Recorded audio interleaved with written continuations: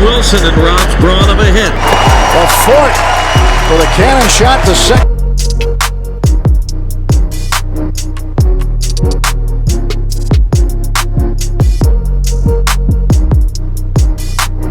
Jack, episode 3.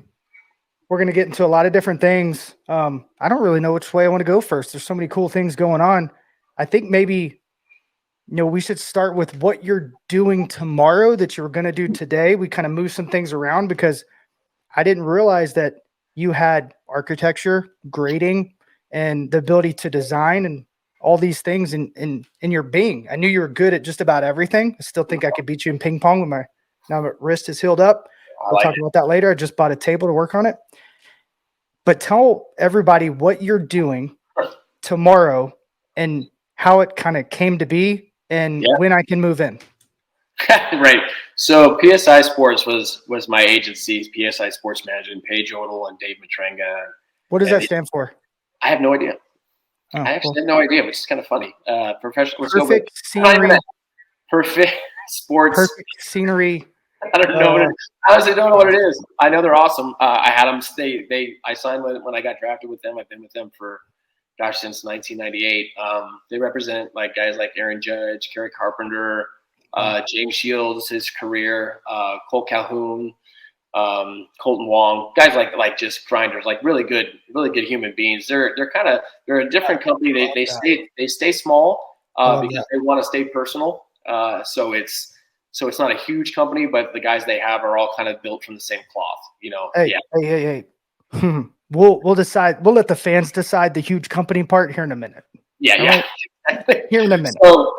So what Paige does, and this kind of goes, what Paige Odell and PSI does is that he actually built or bought this land that had a nice big house on it, big pool and everything, but it's got this whole big open land that he's basically turning into an entire baseball complex. And the house, he's not even going to live. No one's even going to live at the house.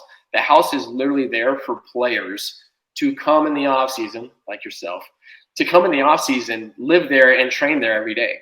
So if they live on the East Coast and the weather's not good in December, they can fly out, stay at the house for free, eat for free, and literally come out and walk in the backyard. And this is where I come in is basically I've designed everything that we need as far as getting together a group. This is what we should do. So we're going to have a full AstroTurf infield back there. There's going to be a huge barn that's already there, but we're going to fill it up and make it a huge gym. There's going to be lockers in there. There's a pitching lab on one side of the gym, and there's a hitting lab on the other with all the technology, all the stuff you want in your hitter's lab. and then there's going to be Can I ask a question? Yes. Can I help build the gym? Yeah. we can bring you in as a consultant. That's all I am. I'm just no. I want a 1,000. Don't need the consulting thing. I just built my garage gym. I would love. Yeah. Spend someone else's money. Yeah, right. I'll do that for free. I love it. Right, keep going. I'm like a little kid. This is a dream of mine. I don't know if I told you that. I've always wanted to create a compound. If you've ever seen Creed 2, yes, Rocky takes him out into the desert. Yeah, in Mexico, and they kind of beat him with chains. He, does all this stuff. I've done a couple different things like that. I did that with Tyler Matzik with some of my friends that were military, SWAT officers, firefighters, and stuff. And there's something to be said about getting out in the wilderness, just like Jesus, right? And having to face where you're at, especially if you have any mental barriers, physical barriers, and people that are willing to push you to a place you've never been. Obviously, we didn't throw grenades, we didn't shoot at their feet like they do in buds, but we took a lot of that thought process and all the mental, aspects of what Tyler went through. We've done this with a couple different guys, and they go to a whole nother level. Obviously, Tyler was extreme, but that's something that's literally like a bucket list thing for me to put together, because I think if guys really were willing to get vulnerable, where they can go is remarkable. But most guys aren't willing to get vulnerable, and vulnerable is, I've said this time and time again, is real courage. If you can be vulnerable, I think that's showing how strong you really are. And when guys are willing to do that, like Matzik, and it took his wife to make him do that, and we'll have him on the podcast at some point, man, it's so cool. And I knew that would be right up your heart alley, but what he's doing is really, really neat, because, man, that would have been a game changer. I had a great agent, good dude, picked the right guys, just like you. Your agent but I think that's really important. And that compound, it seems that they'll have a room. You said food, board when the weather's bad. I live in Pittsburgh, so weather will be bad in about November. It is. Tell them I'm moving in right after Thanksgiving. I love it. I think it's special. That's kind of his thing. Is he's always wanted to do kind of outside the box and really invest in his players. And now his players have the ability to come out here at any time in Arizona and get what they need to get done. So right off the baseball field, I'm going to do like a 35-yard like football setup to where there's yardages and they can do their sprints and stuff like that. And then really nice pickleball court for some competitions for the guys. Yeah. So it's coming along. So so tomorrow I get to work and get after it on the everything. No. You got to go a little bit deeper than just I get to go work. Well, this man is doing the work. So it's all being leveled. They got the bulldozers back there. They're leveling everything out. And so that I can go in and basically map out an entire infield. So I'm going to go up with a sprayer. I got the little four-wheel little truck thing that I'm going to, you squeeze the little handle and the paint comes out and basically line the entire field.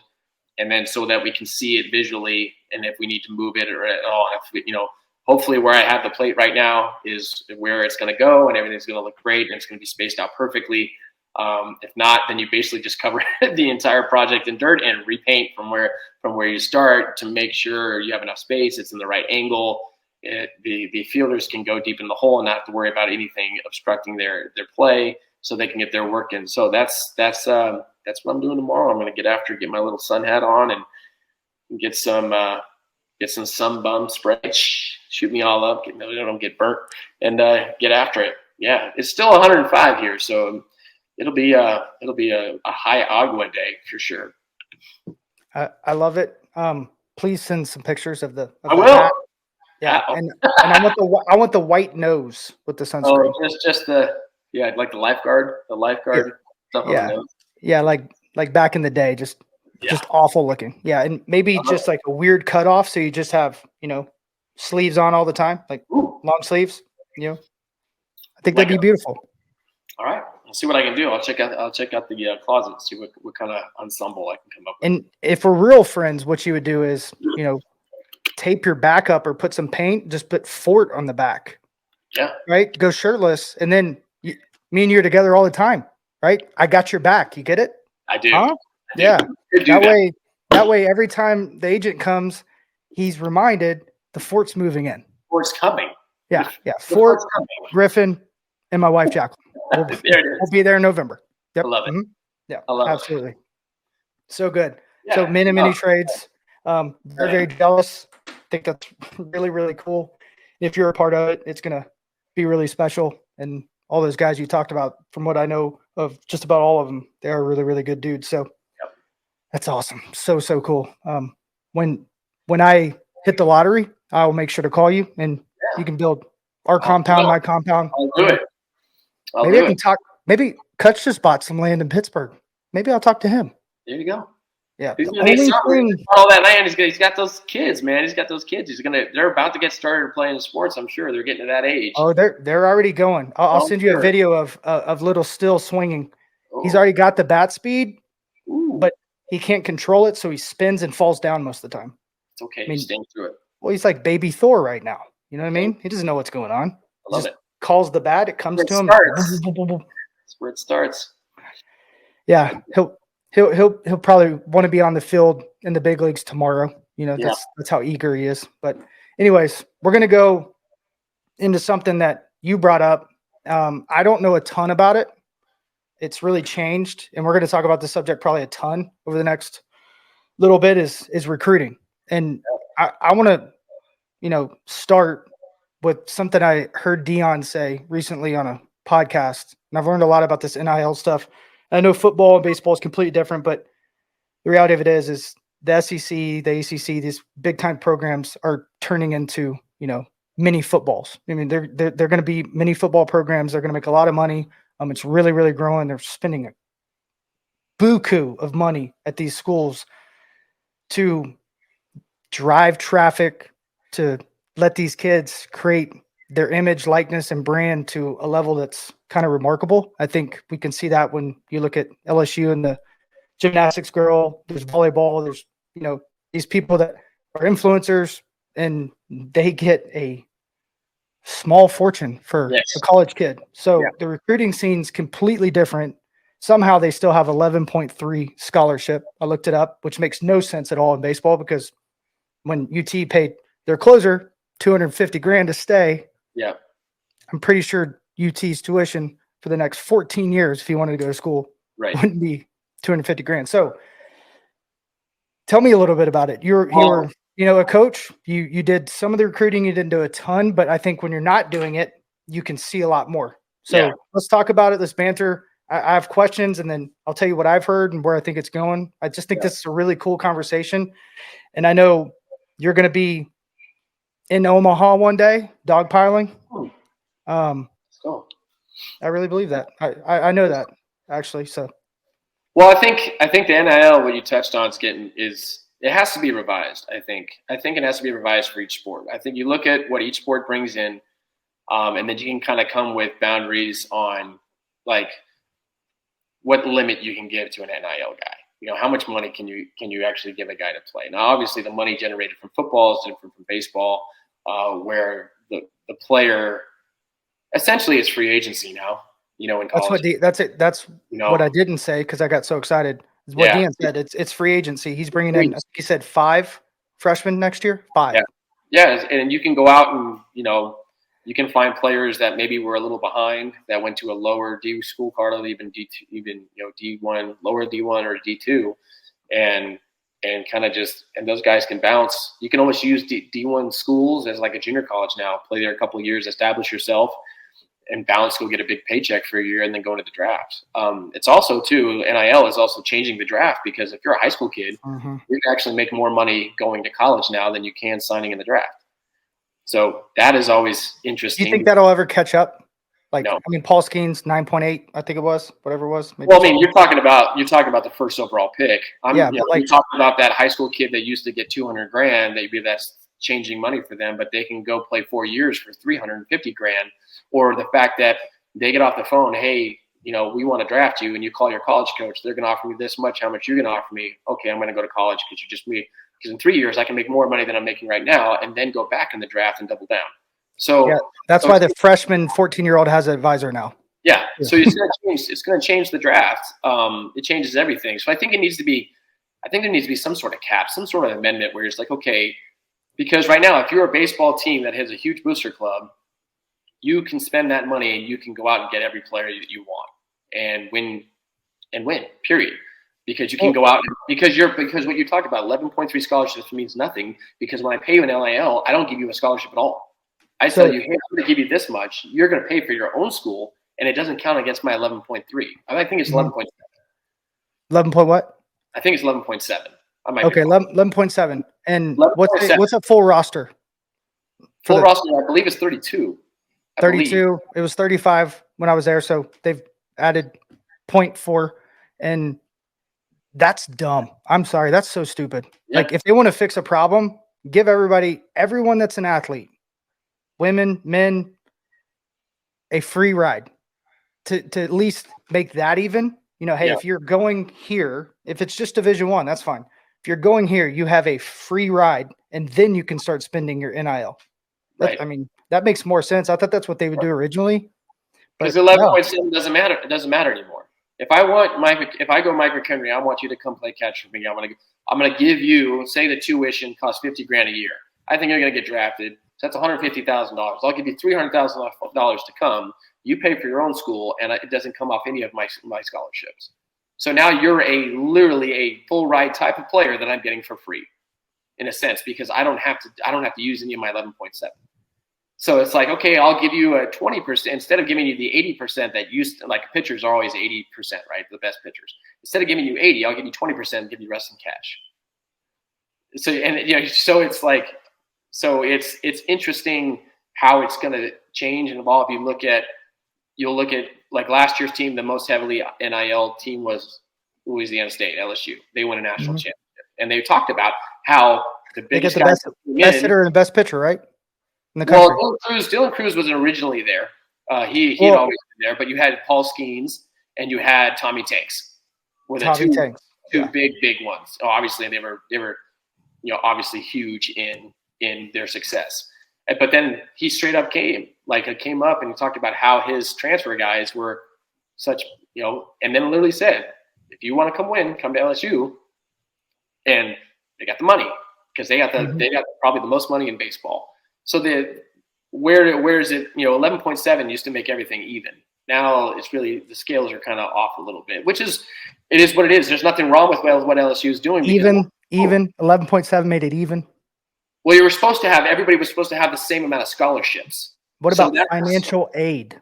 Yes, financial aid is for sure too. Vanderbilt financial aid was an absolute disaster for every team in the SEC because it was completely unfair. You could go get Pedro Alvarez and the 3 best players in the country. If they don't go in the draft, they're all on 1% scholarship and financial aid that a booster is paying for. So it's they were already doing it, and then they pretend like they weren't last year, and now they're actually going after it, and they're going to give some problems to everybody because Corbs is one of the best on the planet. And like you said earlier, if you go to Vanderbilt, like Swanson, I use DeLay, Reynolds, all these guys, there's an edge you have immediately because you know how to play the game. You're on another level. You know how to stand for the anthem. You know how to brush your teeth. You know how to do all these things that they go over on day one. And it's a different animal. The standards are high. I think everything, when you look at Vanderbilt too, everything you look at the professionalism that they bring, the type of people that come out from it, and they're professionals. You're always going to see like blue collar, hardworking guys play the game right.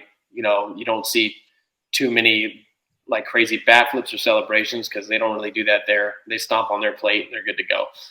Yeah, they don't even do it when they get to the big leagues. Really, it's wild. Yeah, no, they didn't. Well, especially too, Pedro kind of was coming in as it hadn't fully got to this craziness yet that it is now. But like even then, he would hit balls in the water like there's no problem and just kind of put his bat down and freaking take a couple walk steps like Griffey used to do, and then get into your jog. That was kind of used to be what it was. Now it's he's from Brooklyn. Yeah. Right?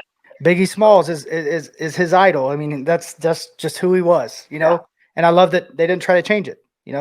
They left that Brooklyn side in. He wanted to prove himself, and he put a lot of pressure on himself. He's another guy I respect. I think his career could have been a lot better. And I can't wait to bring him on. Let you talk to him about Silver Slugger winner. Defense kind of hurt him at the end, but that's obviously from when I was watching him go through that stuff, that it had a lot to do with what he was going through mentally because he was a good third baseman. I thought he was, my last year, I think, was his first year in the draft. So he came to big league camp and he was awesome. Great guy. I saw that coming, man. I hate to say, I learned a lot watching, the game and watching how coaches treated guys without understanding what they were going through in life. Yeah. And that emotional turmoil turned into an inner demon that they were fighting that they wouldn't even look at, and my favorite is how often they repeated the same thing, and it was an affirmation for him to get more insecure. It was unbelievable. And I saw that over and over throughout my career. That's why I've been very fortunate to be a part of some guys getting over it and, doing some really cool things, which is such a cool experience. But going back to the NIL. So you said they have to figure out a way to police it in some way. Who? I mean, the NCAA. Well, because here's the thing, like, basketball and football are going to generate more, so they should have more NIL money. I have no problem with NIL money because I do agree with the fact that the schools use their name and their likeness that they'll sell shirts with your number and stuff like that to make money. And I'm okay with the person having their brand. I just think there needs to be a cap on how much you can give somebody per sport on the revenue of the actual sport. The baseball revenue is obviously not even Tony Clark. You did not hear that. Tony Clark, you did not hear that. The revenue of college baseball, especially on the West Coast, is zilch. Like nobody goes to college baseball games on the West Coast. Now, once you hit Texas, you start going east. They fill out the stands pretty well, really well, but not on the West Coast. So you got to take, okay, what are you bringing in as a baseball team as far as attendance? How much money you're bringing in as a program? Do that nationwide and come up with a number. Well, obviously, if you're in the SEC, Texas, yes. If you're in the SEC, you're drawing a heck of a lot more than the Pac-12 or the former Pac-12, right? Well, The it's way a it is. comparison to Double A. Yeah, And absolutely. you think a lot of these schools are now serving alcohol, Right. and they're turning into a minor league stadium. But the coolest part about it is they have 30,000 people, Yeah. going to school, right next door. Yeah. So, well, I mean, I think too is you just as a player, you were so used to, okay, where am I going to go for my ability to get better? And you start focusing on who's the head coach. Like you start now, it's just like, okay, I'm just going to be a free agent, and who's going to give me the most money? I'll just go where I can go to make the most money, And that's how does that mess up your classes? Like, I mean, used to when you went to school, you also wanted to try to graduate, right? A lot of these dudes aren't ever going to play in the big leagues, right. And a lot of them aren't going to make much money. I mean, everybody at MTSU had an NIL deal with Barstool Sports and John Boy and everything. I don't even know what it meant. It was like, it was all over their social media. And I was like, hey, what does that mean? Right. And they had certain requirements, and they got the free subscription or whatever it was, but they were just promoting the company. It was unreal, but they were cool. Yeah. They were cool. Jack. Yeah. I know. What we're finding is that what's being hurt is like the Southern California has the most major leaguers every year by state. Okay? We get it. Yeah. We get it. But none of those players are staying in California to play. Because that's sad. That's sad. The NIL money is so far above what anybody can possibly. You're not going to get it, and even if you're talking about the Stanfords, the UCLA's, the USC's. I'm sorry, you can't compete once you get over to Texas and over. So all of our best players in Southern California do not stay in California simply because they're going to go make money, go play somewhere else where there's no money in West Coast baseball to be made. I mean, maybe Oregon State is that I felt drew the most as far as up and down. Yes. Taxes. It's truth. I mean, but also Stanford, don't you think Long Beach State and places like that are going to get hurt more than Stanford, UCLA, USC? Because all of them. Yeah, all those, if you are a legacy at those places, you're going, Vanderbilt, you're going. And that's the reality. So but usually if you went to those schools, you're getting paid pretty well in life. You got a job, probably 6 figures right out of college, and you're doing really well. They do a really good job of networking those people in the right places, like going to Harvard or Princeton. But yeah, you're right. There's a huge demographic on the West Coast. And if you can go to Arkansas and Walmart, is like, nah, we like this guy. Yeah. We're going to give him $250,000 because they have a huge compound down there with a mountain bike course. Want to do that sometime. But yeah, it's unreal. And one thing that I see coming, and I think this happened at Alabama. I really do. And I think it happened at Tennessee. I have no proof. I can't wait to ask some guys that I know, is the boosters make the recruiting decisions. Yeah. Instead of Nick's, think about it. If they have the money and they're not giving it to them, UT's closer came back because a donor wanted him to come back. It had nothing to do with, this is your NIL money. It was his advisor went out and got it from somebody. It was wild. So I think that's happening. I have no proof, and I think it's going to happen in baseball just like it did. And the reality of it is, that happened at Middle Tennessee, and they got pushed back in their baseball wise, 4 or 5 years, because right, wrong, or indifferent, they hired the wrong guy at the time. He was a great recruiter. He ended up having a DUI, had some issues, and left. He's got his life back on track. He was always nice to me, but it was the wrong guy, and no one knew he was going to get hired. He got hired by the biggest booster, who is the head of the board of education, head of the board of athletics. And, oh yeah, by the way, he also does all the construction. So it's completely a disaster, and that's what's happening. There's a lot of handshake deals behind the scenes. I got into it at Middle Tennessee a bunch, and as soon as it was happening, I was just thinking of all the things I went through. I was like, man, there's going to be so much corruption and so much handshake deals on all this stuff. There already was, but now it's trickling into 18-year-olds. Yeah. That are getting told things that aren't true. the USA baseball thing blew me away. Some of the stuff they were telling me, they had already committed, decommitted, committed, decommitted 3 or 4 times, and they all had advisors. And I get it. They're some of the best players in the country. But even when I was growing up and even 5 years ago, till your junior year, until, you really thought, all right, I'm going to be a top 2 round pick. And, if you think you're the top 2, you think you're a top 10 pick. So that's the reality. But those are the only dudes that had agents or advisors. Yeah. So it's all strange. And I'm going to be really intrigued, watching how it unfolds. And we're going to bring on experts and, talk to these people and see how it kind of plays. And because I'm really intrigued and I want to learn it. I hope you do too. And I don't know how you recruit if there's guys like Deion Sanders, right? And that, because he's building a brand on top of a brand, and then he has all these players building a brand. Then, Lil Wayne walks out with them. Master P has how do you compete with that? Maybe. I think too. Yeah, I think too is when we're talking about this, we're only talking about maybe 5% or less of the players in the country that are going to get paid in NIL money. Most they of the kids don't know that. Yeah, they don't know that. But then there's the whole side of recruiting that we could talk about where NIL money is not going to be something you're chasing because you're not at that level.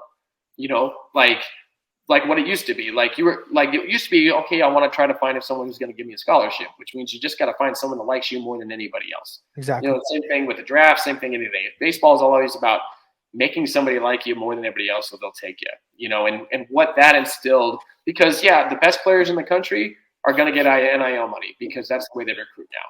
But then you have all the other guys that are just really good at baseball. They're not going to be chasing NIL money because they're not at that status yet. And then maybe they become that status, and maybe later down the road, they make, hey, I've been a guy here. You guys need to take care of me, or I'm going to bounce, which could obviously happen. But I think going through this, going through the recruiting process with Jacob, when he was in high school, and talked to a lot of families about that, what did you look for? I said, what do people want to know about recruiting? Okay, number one with recruiting, you got to figure out, number one, where do you want to play? Where are you comfortable living for 4 years? Where part of the country? Start understanding. You have to break this down and have this conversation with your player. If you're, do you want to play East Coast, Central, or West Coast? Where do you see yourself living? And then the real work begins is the fact that instead of really focusing on where I can go with the biggest name or the best hoodie that I can wear at a high school every day, is where can I go and get an opportunity to play my freshman year? That's the first thing I'm looking for, which means as a parent, I'm sitting down with Jacob and he's giving me his schools that he wants to go to, and I'm looking in rosters. Okay, this guy's here. This guy was, this guy's a stud. He's coming back. There might not be opportunity here. And you're looking for a place where you can compete and there's a chance. And then now that breaks down to maybe a list of 20 to maybe a list of 10. And then what I'm really focusing on is who is the head coach? What kind of person is the head coach? Not about wins or losses. That's all great and dandy because teams are going to be good. They're going to be bad depending on, it's not always about win-loss. It's not always I look at, okay, who the person is, and what I'm going to do is I'm going to ask the players that have gone there. When we go to these visits, and usually you have current players take you around on visits and show you around, I'm going to ask them just honest questions about the staff. Hey, do you feel like they're making you a better man off the field just as much as they are on the field? Do they care about you as a person? Because as a dad, I'm handing off my son to another adult. Jacob is going to live in Arizona. I'm in California. I am handing off my son to the head coach, which is now going to be, as far as his day-to-day, his guy that he's going to have to look up to obey, to lean on as guidance. So who is that? Who is that person? And you know what I mean? So one thing I want to add to that is the reality of it is you go in and of course you have this plan. Mm-hmm. You think it's going to come to life. I did that when I went to school. I'm sure you did too. Mine came to fruition. I didn't get drafted as high, but a lot of guys don't. And I've seen the torment of where they thought they were, right? But the reality that was, mm-hmm. and how they missed that big when, they would ask and you would tell. And I always try to be as straightforward and as honest as possible and do it to default. So they're not surprised. If they hear it from me, they may be mad for a minute, but at least I told them the truth. So if it's any better, it's like, gotcha. And that's a great feeling. But Right. I think the problem is like what you just said is like, you got to find the place that fits if everything goes wrong on the field. Right. And that's the one thing I tell every single guy is like, go somewhere you don't want to transfer from. Yeah. Like make that be something that is just stirring in your gut, the Holy Spirit, which I want you to tell the story of, all the cool things that happened to push Jacob to where he went. And I think if you listen and you watch and you actually, pray, a lot of times the school's going to jump out at you, but it's what are you chasing? What are you idolizing? Is it the hoodie? Is it the cool people that go there? Is it the influencers that are on the gymnastics team? Realize this, she's going to have one dude, right? You're probably not going to be that guy, right? It's going to be Paul Skeens. He's making 10 million. And you have to look at that, right? And look at reality. And I'm going to go back to something you said last week, and I use this on air, is will you allow me to keep you accountable for what you want? Right. That's not NIL Jack Wilson, but it's close, it's in context. So I think, what all you're saying is like, parents, coaches, kids, do your research. Yeah. Take control of this, career path, because it's a huge decision. And if you're chasing money, I'm telling you right now, you'll never be happy. No. And in the end, you'll probably have less money. Yeah. But something I want to ask you is, what if you flip the script? I think eventually you're going to kind of pull me into a coaching role somewhere, because I really respect you. I think it'd be great to be able to influence, and Deion Sanders has got me itching even more, because what he's doing and how he's doing it, I'm not that flamboyant, but the truth, the standards, the principles, the values, creating men, unbelievable. So why not flip it? So you could say our high NIL is $100,000, right? Let's say me and you are coaching. We say 100 grand. That's it. That's the highest we'll go with anybody.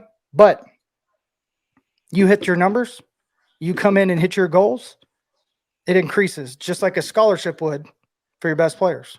Right. I'll never forget walking my freshman year. First time I failed, I hit 169, GPA 3.8. How that happened, I don't know. I'm pretty sure I blacked out. Maybe I was bipolar at the time. Not really sure, but I'd never not hit. So it was weird. Went to summer ball, fixed things. Somebody poured into me, and came back and went to office. He was pissed I didn't catch because I was playing third. And I said, hey, I was just with my staff. I got it, coach. Like, caught some bullpens, good. I caught every single day. And he goes, well, since you just said it's your staff, I'm going to raise your scholarship today. Huh. I hit 169. Yeah, I had a great summer. But I didn't expect that. Right. When I walked out, and I was like, what just happened? Did I voodoo him? Like, I hit 169. I thought he was going to take scholarship away, because that's what he was doing with people. And I was like, I just took some dude's scholarship money. Right. Yeah. So I went from being, I think a 60% to, my uncle paid for all my meals. So I was getting money back my sophomore year after hitting 169. I didn't want to tell anybody until I started playing well. But like, how that made me feel made me think, man, if I ever can play to have incentives and prove myself, that's what I want. And I think guys don't do that in the big leagues enough.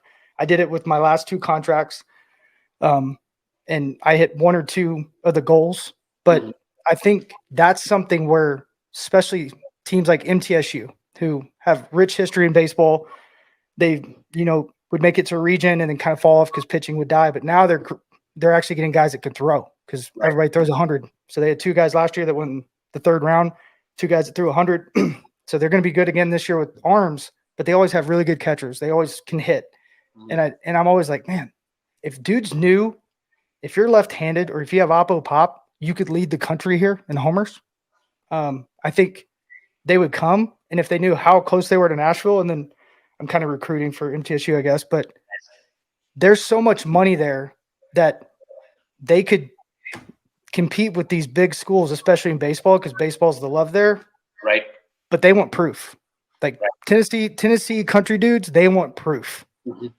Right? So what if that became a new standard for some of these schools? Because then you have a pot. All right, hey, listen, you guys make it to super regional, I'll give you all 50 grand. You know? Hey, if you hit your goals that you just said, we hold you accountable. Yeah, we'll give you another 100. I think I don't know if that's illegal or not, but like it just depends on your level. Like I know. What does that mean? What does level mean? Well, I know there's a lot of schools that don't have any NIL money at all, 0.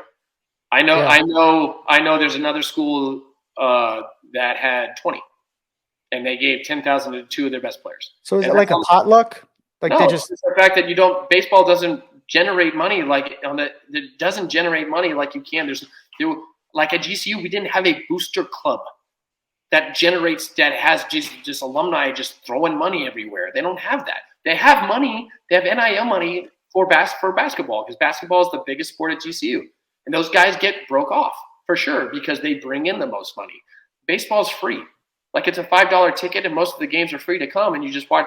And really, there's no money being generated. So the fact that you can't. It's like I said, it's not level because there's if you're choosing between one school that has NIL money and another school that doesn't, it's just okay. Where do you want to be? Because if you're in Southern California and you want to stay in Southern California, you will not get paid. And that's just going to be what you want. That's going to be the difference. Do I go and I have to experience playing baseball indoors for 3 months and get paid for it, or stay here in Southern California, love everything about Southern California, but there's not going to be NIL money for you because it just doesn't exist. It doesn't exist because if you look, I watch games on ESPN Plus, and I'm watching stadiums completely sold out on weekends. That we don't sell out. We didn't sell out at GCU. We sold out for a Tennessee game. That was free because it was the first game of the year. But would you even be able to put money back into a pot like that? There's no money. There's not. But even if there is, like Tennessee's not using that money back into NIL. They're getting boosters and whatnot. KFC is helping Deion Sanders. No, it's the fans. It's the fans that are part of the booster club. They're putting money in. Hey, let's keep winning. Well, how much do you need for us to keep winning? Getting more players. Like that's not existent on the West Coast. It's just not. So that's what I mean by level. It's like you even said if you just said, oh, we have $100 grand. That's a really if you have $100,000, you're not your team. If you got $100,000, you're not on the West Coast. So like all of the schools on the other side, like how do you think the Pac-12 is gone and all of them are moving to these because there's more money. There's always more money. So I hate the NIL period. I'm not a big fan of it. I understand why it's there, but that's why I'm talking about making amendments where it's fair for everybody. Everybody has this much amount of money that they can spend, and everybody can only get this amount of guys out of the transfer portal. Like you have a limit. I think that's a brilliant idea.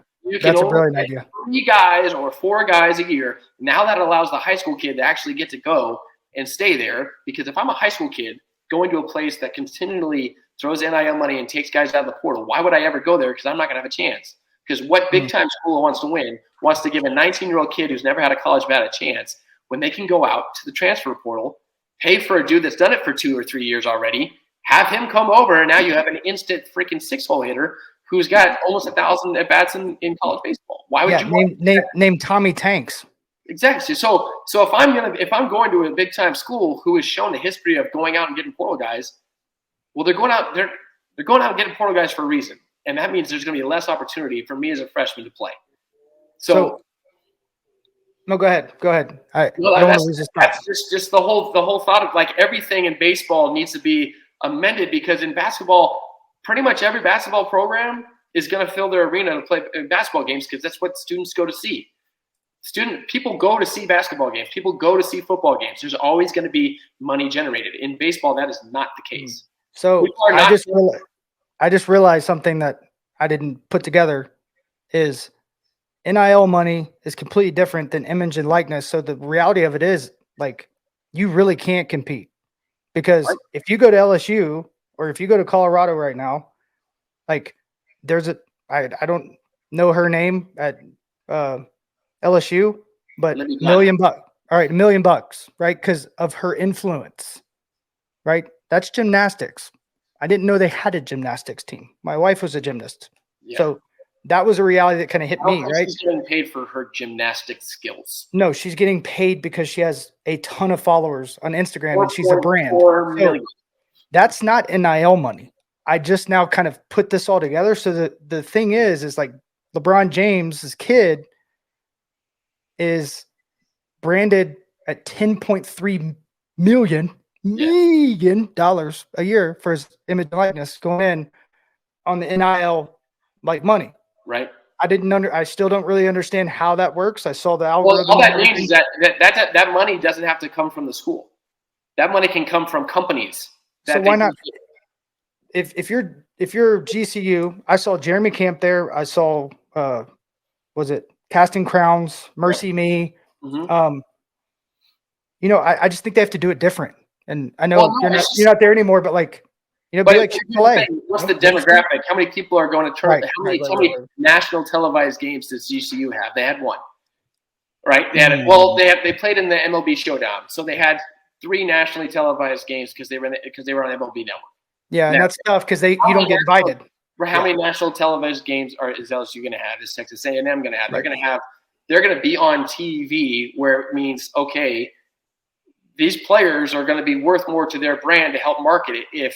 If say Jacob Wilson obviously was a big name at GCU, like he had NIL money from the school and that is it. If a brand wanted to come to say, hey, we want you to wear our stuff, they were just going to give him the stuff for free. That was the NIL part. So we're going somewhere else, and all you had to do was take a picture of yourself or post yourself on media in their stuff, and they would give you free merch. Mm-hmm. Of that company. That was an NIL deal that Jacob Wilson on Team USA, right, was a All-American, all that blah. That's what he could get at GCU.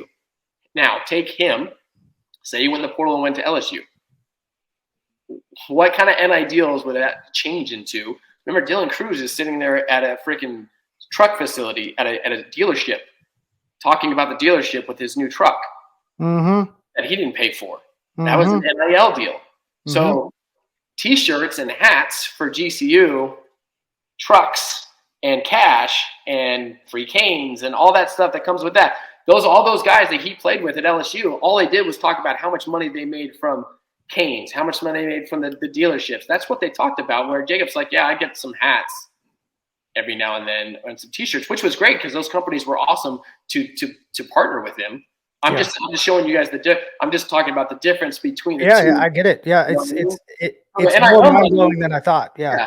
Well, NIL money doesn't necessarily have to come from the booster clubs, but what a coach can do is that I can get you this NIL money. That is coming from the school. Anything that get up and above that, that's their agent, and that considered NIL money. An advisor, right? An advisor still, because that's I think still part of the rules. You can't have an agent yet, but yeah. But they can work your deal. They can make your deals for you so that you are going to But the thing is, like, you're going to have the booster clubs who also own dealerships who are telling them, hey, tell him we'll give him $10,000 and a Raptor if he comes. So that's why the head coach says we'll give you $50,000 and a Raptor if you come, because my booster club guy is also the guy who owns the dealership. Yeah, and they're just going to tax right off on both. If you cap it from what the school can do, there's nothing to take away from what the player can do on his own. Now, if the player is that popular, what they can do on their own, that's their business. That's their right to do that on their own. Did you know? So, University of Tennessee women's basketball team, they're good, right? Yeah. They have a team advisor for NIL. Yeah. And the thought of like that's unfair. Like that role, nobody really knows. Well, that just means the companies have to go to that advisor first to say, hey, we want this person to represent us. So that's how they go through their rules. It's not like, they're actively going to search out. They can't do that part because that's illegal. The player has to come to them, and she has a different, like, I don't even know if I probably may be getting them in trouble. I'm not sure. I found this out from a family friend, but like, I mean, I got in trouble at MTSU because I was, having guys over for dinner, kid his family got divorced. There was a death. Like, I'd let him stay at the house. I'd, pay him to do stuff around the house. I didn't realize I was violating all these things. So I became a player development guy. So it kind of washed it away. But that's something that a GCU, a Middle Tennessee, ETSU, a Tusculum in Tennessee, all these places, Carson Newman could never do. Right. Right. Because they're not going to hire someone because that's the school paying for that. Right. And yeah, we just now got the volunteer coaches to be actual coaches and get paid. Yeah. But then we messed up. I agree with that. We should have done that. But then we messed up. We took away the volunteer coach. Uncle. How do they always get it wrong? So they gave us the forced coach. They gave us the forced coach, but now the young guy that wants to be a coach, that wants to learn, which was always that volunteer coach, was like the guy that played and always came back to the school. And the volunteer coach was learning and being in the staff and learning how to be a coach so that one day he could be a paid coach. Well, the NCAA said, yeah, now you can have a fourth paid coach, but you can't have the non-paid coach. You're like, wait a second. Like, that is such a big, vital part of a growing coaches. Is that initial start of, hey, let's get these guys an opportunity. We can't pay them, but they can volunteer and they can get paid from their camps. But NCAA took that away. So there's no more volunteer anymore in baseball, which I thought was terrible. I love the fact. I think 100% we need four coaches paid. We had 4 coaches before. Now there's 4 coaches paid. And now, because the difference was, a unpaid volunteer coach could not recruit. He was not allowed to do any of the recruiting. Now that they're paid, they can. But then they have drones. I mean, come on. I'm sure the guys figured it out. But now you took the volunteer away, which I thought was a huge position for the future of the game, for these guys to be there and say, hey, we can't pay you, but you can be on the field every day learning. And then one day, hopefully, you can get to that point. Right. Which was our volunteer coach, Paul Pachone. Paul Panachone was been a great name, by the way. Yeah, Paul Panachone has been, I think, there for 6-7 years as a non-paid assistant, and he just got the 4th paid assistant. So that allowed him to build up, and now he's 7 years? Yeah, as a. Did he win the lottery? No, he's just been. What was he eating? Just PB&J and the. Well, no, because their camps do bananas? pretty well. They basically your volunteer assistant ran all the camps. So and they hustled. $100 a kid. You're talking about a weekend, $300 a kid for 100 kids. Pay off some players to be there. It's not a bad gig. So you do that. You do a winter camp. You do a summer camp. You're probably going to be making all right money, especially Paulie's not married. He has a girlfriend, but he didn't. Well, he's got his rent he has to pay, and that's pretty much it. So that's that role that you're talking about. That guy that can do that, is the non-paid guy. So you went at GCU. You're at Christian school, so maybe they followed all the rules. The reality of it is, a lot of these teams are also flirting in the gray. I know volunteer assistants that were making $40,000, $50,000 because they were also had side jobs doing stuff around the university, doing the grounds. They had all these things, and some of them got paid under the table. Some of them, got a paycheck from the university. But in the camps, dude, they crushed. Yeah. And I think the coolest part is they learned the whole aspect, because I spent a lot of time at Middle Tennessee, and they had a lot of dudes come in and out. And I think about my volunteer assistants. One of them is the hitting coach for the Pirates right now. That's really cool to think about. Absolutely. But these dudes have a love that's different. And everyone I had, I got really close with, and even when I moved back to Murfreesboro, these dudes were there from 6 a.m. to 8 p.m. I worked out with some of them in the off season. They went through some of these dudes just hung out with me for 3 weeks to watch my rehab when I was doing my knee. They'd be in the pool with me. It was crazy. And it's because they all wanted to figure out who they wanted to be as a coach. Mm-hmm. And they would just grab a hold of. And I kid you not, I'd have to look up 2 that I'm not sure, but every dude is winning. Yeah. That I can think of. And it's so cool to think about it. And it was all unorthodox. Most of them were way too old to be there. They were 30 years old and volunteer assistant. They had a different career, and they were like, I don't want to do that anymore. And they come in. But then I think about this is I thought about going back to school when I was doing my rehab and being a grad assistant. And I was going to be able to get paid $2,500 a semester with room and board and per diem on the athletic training side. Right. Baseball didn't have that. No. I was going to donate it back, but the reality of it is I was like, so you have that, plus you have petty cash because, you have every team. There's just so many ins and outs. And the reality I had to learn was depending on who was the oversight, I can't think of what they do. So like who calls out the infractions, NCAA violations. Right. Everybody has someone that's a tattletale. Right. Well, I got in trouble with the tattletale at Middle Tennessee a couple of times. And I had to go in the principal's office and they would tell me all these rules. It's like a book that thick. Dude been there for 400 years. He probably wrote all of it. And I just looked at him. I said, so I can't give the kid water, but I can give him a peanut butter sandwich. But if I leave 300 protein shakes on the table and walk out, what would you do? He said, you can't do that. I was like, I've already done it 3 times. Right. The last 3 years. And I walked out. You don't know I gave it to him. I didn't write it off. He's like, well, you have to donate it to us. I was like, well, if you can show me where the money goes, I'd be happy to. Yeah. Right. I said, you guys took everything that we got donated and it went into something that you said it wouldn't. So you're trying to play 2 different swords, but then you go to a different school. They don't have that dude. He's like, yeah, good. Whatever. Yeah, good. I won't be over there today. Yeah. Right. Yeah. No, for sure. Yeah. I mean, I think in anything, like there's that fine line and whether people cross it or not, but like the NIL it is what it is. Like I said, no one's breaking any, the NIL money is open for those. Like, I don't blame those teams that are doing it. They have the means and there's no cap. There's nothing wrong with it. They're doing what they're going to do to try to win baseball games, and that's go out and find players. And that's they're within the rules to do that, So it's just, I just wish it was like trying to have this kind of more of a level playing field around the country. And then, as far as, making it so, like you said, like I said, like the 3 guys out of the portal, capping it because baseball is not a huge revenuing sport for a lot of.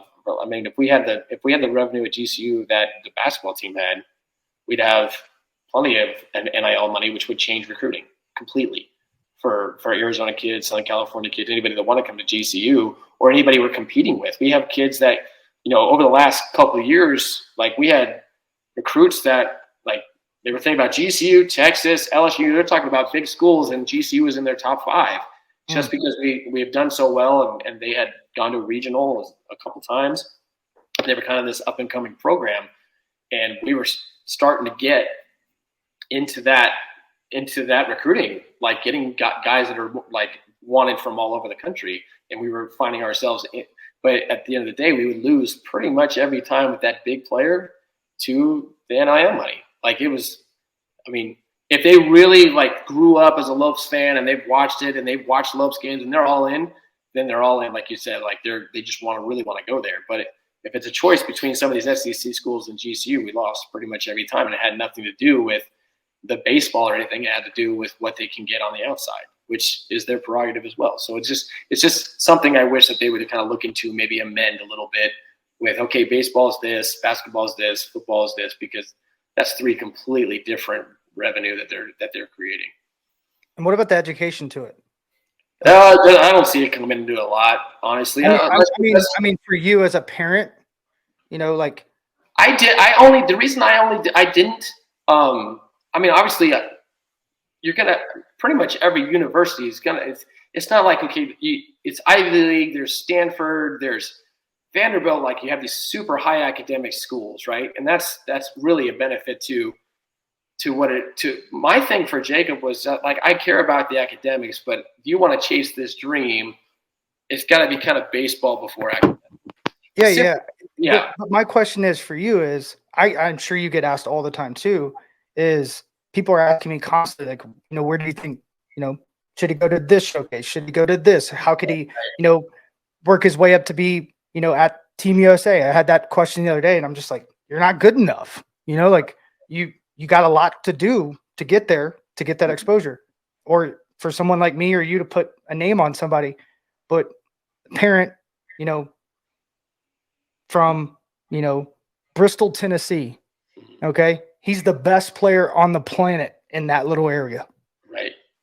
He has not been to California. He has not been to Texas. He hasn't been to Georgia. He only knows what he knows. And the parents think he is literally Mike Trout.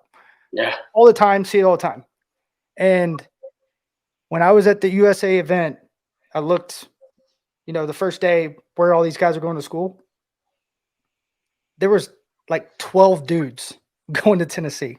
Yeah. And I was thinking, all right, I'm going to find out who all these are. Well, turns out they pretty much all played up the middle except one.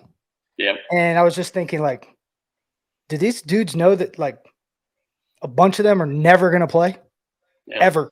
They're never going to see it. They have no shot. And I asked 5 of them that were middle infielders. And I said, so you're going to Tennessee? I'm from Knoxville, grew up there, really love what they've done with the program. I said, who's their starting shortstop? I can't think of his name. None of them knew. Not one. No Maui Ahunas? No one knew. And Well, I had no clue. I was waiting to see it. I was like, okay, yeah, that's right. And, look him up on my phone. But, like, that's unbelievable to me. Yeah. Because, those kids are going to go, and what's going to happen? They're not playing. They're going to go in the portal. They're going to go somewhere else. Yeah. And maybe they got a little bit of money, but baseball, you're not going to get that much even going to Tennessee. Yeah. Unless you're going to be a big pick and you have leverage, you're not. Like, maybe that Bryce Rayner, he'll be a top 10 pick and he's going to Texas. Maybe they, give him some money to come to Texas. But it's crazy. And then you think about the branding side, which blows my mind. Because if you're a high school kid and you're not creating a brand and you're not on social media, like, you're doing yourself a disservice if you're a good athlete, because that's how you're going to make some real money in college, because that's when, guys like Jacob, people are going to see you, whether it's at an event or whatever. But even in that small market, you have opportunities to get impressions, and those companies want that. Absolutely. It's just crazy. That's so much to think about as a parent. Yeah. An athlete, a kid that's 18, 19 years old. I mean, that's the scary thing for me, because, you were in the minor leagues for about 12 minutes, but while you were there, you probably saw some high school kids that got drafted that got some money, and they didn't know what to do with it, especially if they'd never had money. And I saw some guys just burn through that. For sure. And now they're on campus. They're loaded. Yeah. And all their friends aren't. Yeah. And they still have the draft coming up. Yeah. In 3 years for a lot of them. It is interesting. We'd like to hear people that are watching this. Let's hear your questions and comments. Mm-hmm. We'd like to dig into this a little bit more to see different ideas on how they can fix it, or if you don't think it's should be fixed at all. I mean, obviously it makes it for entertaining baseball, basketball, football, especially, where you have these unbelievable teams now, these super teams, I guess you can call them, that they can put together. I mean, LSU was a fantastic super team to watch play baseball. It's, a lot of those guys came from different areas and stuff like that. So, yeah, let us know what you think. I think it's probably an ongoing conversation to see if this thing is gonna change or not. But my last thing I'll talk about recruiting is, like, I focus so much on. I try to tell everybody, like, just go. If it's your dream school, it's your dream school, and I can get that. Like, you grew up with the colors in your house, and that's all it's about. If you grew up in Nebraska, the color red is the color red, right? Like, it's Nebraska. You're going to Nebraska. You grew up in South Bend. You're going to Notre Dame. Like, I get that, but if you're looking for, like, my wife would resent you for saying red is well, red. I mean, it's the only one I think of. She has a branding and marketing background. She'd be like, "There's a lot of colors red." Yes, there are. There's a whole spectrum. But, like, I focused as a dad who played in the game, and I listened to him, and he listed off schools that he was dreaming of, and I had to look him in the face and said, those are not realistic for you. Where you're at right now in high school, I'm just telling you right now, you go there, you're going to be a bench warmer, and you're good. You're good, but you're going to sit there, and you're an evaluator, right? What about daddy daycare, right, that has no clue but thinks he knows everything because he has a Twitter account? And he's like, man, of course, I think you could do that. You had 15 home runs in high school your junior year. He had 11. Yeah. The thing is, he played 12 games. You played 50. Right. Like, he was in Pennsylvania, and you're in Florida. Let's go. Like, it's a big difference. Just go where you can compete and have a chance to start your freshman year. And if I'm everything, I'm not saying go to a place where you're automatically the starter. That's not what I'm saying. I'm not trying to say, I'm going to go and compete. And I don't believe that, like, parents would be like, well, I want him to compete. I think he can compete anywhere. I'm like, you know what? That's a cool way of looking at it too, because I'm a competitor just as much as anybody else. Like, I'm all about that. But the schools that he was listing off were not realistic for what he can go and accomplish and try to make a starting lineup his freshman year. And that's my sole focus. If that was UCLA, it was UCLA. If that was GCU, it was GCU. It had to be where we went, how much they believed in him that he can come in. And when the question was asked, hey, how much of a chance he has to start to compete as a freshman? And the answer was, he's going to come in and compete as a freshman. I give you my word, he's going to have a chance to compete for a job. And there was a couple of schools that said that, but it was just like, okay, this seems more realistic because they actually had 4 freshmen start last year. This doesn't sound realistic because they had 0 freshmen start last year, and they had some good freshmen. That was the research we were talking about. Like, go with the history of the team. Have you ever seen this team that's telling you that you're going to start as a freshman? Have you ever seen them start a freshman consistently? And that's something that GCU had a lot of. They didn't care whether you were a fifth-year senior or you were a 17-year-old freshman. They didn't care. They said, if you can help us win games, you're playing. And then that, to me, was like, that's where we need to be. Yeah, you always want to watch the actions and not listen to the words, no matter what. Right. In life, and especially in there. And something you said is like, if anybody is listening right now and they say, yeah, he's going to be the starting shortstop, run. Yeah. Run. Because the reality of it is that's never going to happen in life. Hey, Michael, you know what? You're going to be the starting catcher next year. Well, you signed Russell Martin.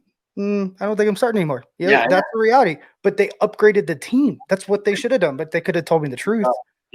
No, for sure. But that's the thing is, do your research, understand, and see the trends. Yep. The data's out there. I'm going to start a PI service, party for one, and be an investigator into all this because I think it's really interesting. And there's a lot of kids that are getting hurt, and I hate it. And I'm going to say, before we end this podcast, we will get to Jack Jr., Jacob's story and how he got to GCU. It's so cool. I want to share that with everybody. But if you know anybody out there that's an expert at this, an advisor, a counselor, a parent, or someone that's been burned or anything like that, let us know. Maybe we can bring them on, learn something, or any questions that we could ask somebody that could maybe give us some direction to go to learn more and whatnot. And then lastly is we need an ops guy. Jack, we need an ops guy. We'll explain that next time. But dude, this was awesome. I don't think we were planning on talking recruiting for an hour. But we did. We did. Yeah. We'll do it somehow, some way. Yeah, and somehow some of our best content. We're gonna have to do a part 1, part 2. I have a feeling this one, how passionate you were about it. I could see the smoke coming out of your ears at points. Like you want to change this, and we're going to change it here, right now. We're all going to do it together. We need people to spread this. We need likes. We need shares. If anything else, just engage with us. Yeah. I think that's more important. I'd rather have engagement. We're doing this on our own right now. We're holding off on sponsors. We will come there. If you want to sponsor us, reach out, info@theflashforward.com or just our emails. It's all there. You can find it very easily. Follow us, like whatever you want. But please, more importantly, engage. Because I think questions, everything. And, we're going to answer the questions that were already sent in. We have a bunch next time. But Jack, thanks, dude. Yeah, it's always fun. I'm excited. We will have a guest, someone we know very well. Yes. And it's not Andrew yet. He's coming. But we got somebody pretty cool. And I know how excited he is. We're good. Yeah, he looked like Buddy the Elf when I said, "Hey, you want to come on?" And he started jumping up. He's like, "Oh, I did it! I did it!" So, congratulations! All right, man. Hey, appreciate you. Until next time, have a wonderful day, and please make a beautiful baseball field. I don't want any rolled ankles with my guys when I'm working with them. Yeah, and I really like a Tempur-Pedic mattress. Okay. On it. Yeah, so just let you know. What's the agency again? I'm gonna look them up and PSI Sports. Drop them a dime. Email, phone number, just send it my way. I'll probably stock them. No big deal. Okay. All right, brother. Talk to you later.